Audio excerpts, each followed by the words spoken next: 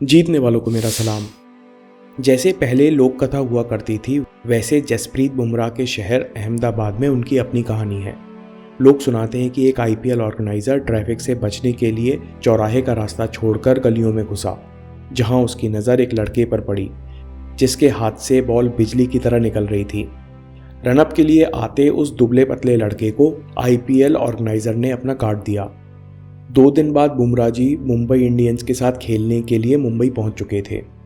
जसप्रीत बुमराह ने international debut के मात्र 3 साल में हर पिच, हर फॉर्मेट पर महारत हासिल की और आईसीसी में रैंक 1 हासिल की।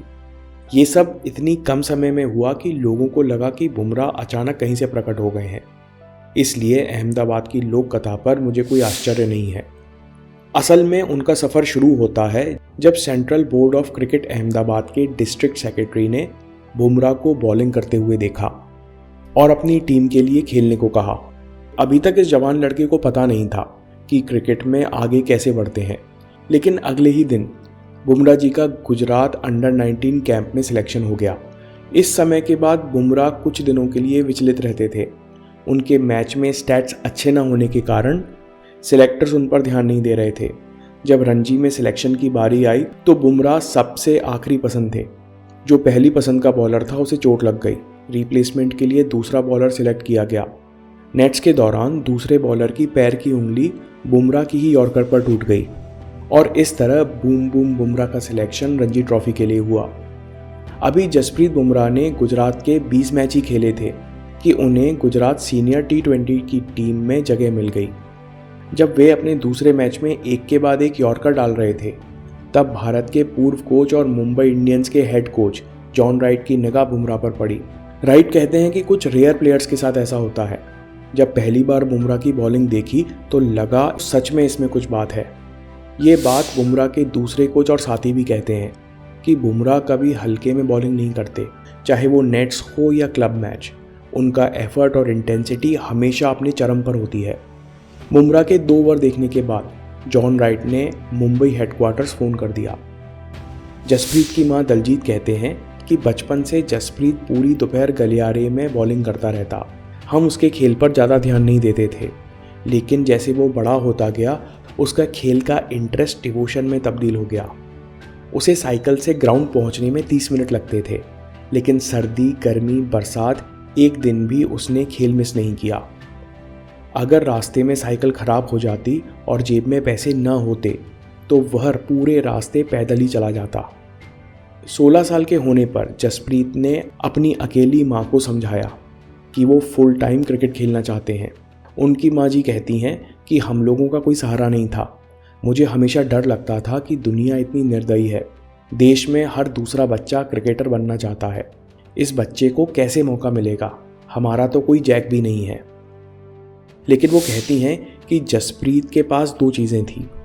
पहली कि क्रिकेट खेलने के लिए वह कितने भी संघर्ष करने को तैयार था। उसने कभी कहा नहीं, लेकिन ये भरोसा हर दिन उसकी हरकतों में दिखता था। विल स्मिथ की बात याद है दोस्तों? अगर आप मेरे साथ ट्रेडमिल पर भागें तो 2 बातें होंगी, या तो आप पहले उतरेंगे या फिर मैं ट्रेडमिल पर मर जाऊंगा। मैं अपने सपनों के लिए कितना भी संघर्ष कर सकता हूँ, और यही विश्वास 16 साल के जसप्रीत में चमक रहा था। ये विश्वास जसप्रीत में आया कैसे? दूसरी बात जो उनकी माताजी कहती हैं, उसके अंदर विश्वास भरा हुआ था, क्योंकि वह बचपन से खुद क्रिकेट खेल और सीख रहा था। दोस्तों, हर दिन मेहनत करते करते, छोटे छोटे लक्ष्य पूरे करते करते जसप्रीत खुद अपने अंदर महसूस करने लगे थे कि वो बॉलिंग में किसी भी चुनौती को पार कर सकते हैं। मुंबई इंडियंस के शुरुआती दिनों में जॉन राइट बुमराह से पूछते हैं कि बचपन में बॉलिंग करना किससे सीखा। टीवी से बुमराह कहते हैं, जो भी बॉलर मैच में 5 विकेट लेता, जैसे वसीम, डोनाल्ड, ली और एंटीनी, मैं उनके यॉर्कर की स्टाइल कॉपी करता।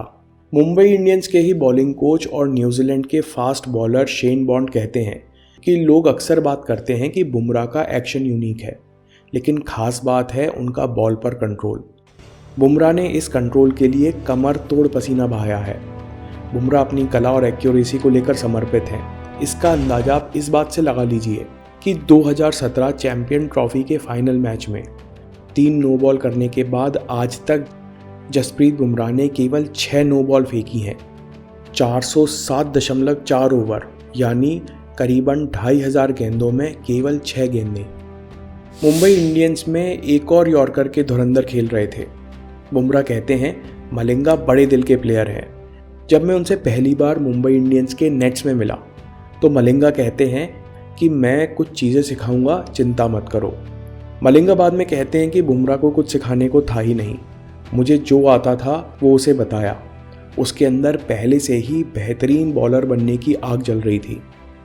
वहीं बुमराह कहते हैं कि लसित मलिंगा से मैंने ठंडा दिमाग रखकर खेलना सीखा। अगर मैच में कुछ गलत होता तो मैं गुस्से में कुछ भी करता था, बैट्समैन को कुछ भी बोलता, लेकिन मलिंगा ने मुझे सिखाया कि जितने शांत और स्थिर रहोगे उतना ज़्यादा दिमाग चलेगा। हाई प्रेशर सिचुएशन में बॉल से काम होता है, स्लेजिंग करने का कोई लाभ नहीं। दोस्तों, आप सोच रहे होंगे कि बुमराह का सफ़र बड़ा आसान दिखता है, इसमें चढ़ाव कहाँ है? क्योंकि इंसान की असलियत तो मुश्किल में ही सामने आती है। जसप्रीत बुमराह का परीक्षण 2-3 बार हुआ। गुजरात टीम के लिए जसप्रीत बुमराह का दूसरा साल था और अभी बुमराह जी का सिलेक्शन इंडिया ए और आईपीएल में हुआ था। अभी आईपीएल शुरू होने में कुछ महीने ही बाकी थे और इसी बीच उन्हें चोट लग गई। थाई और शिन को जोड़ने वाला लिगामेंट फट गया। आप सोचे तो कितना बड़ा संकट था। इंडिया ए तो छोड़िए, आईपीएल में खेलने का मौका पता नहीं दोबारा कब मिले। ऐसे में 18 साल के लड़के के दिमाग में क्या चलता होगा। रिकवरी का सबसे तेज तरीका था सर्जरी, जिसमें 6 महीने से 1 साल लगता है। इस दौरान वे अपना घुटना मोड़ नहीं सकते थे। जो आम जनता करती है, दुखी, कंफ्यूज, डरने, झल्लाने और परेशान होने में बुमराह जी ने अपना समय खराब नहीं किया।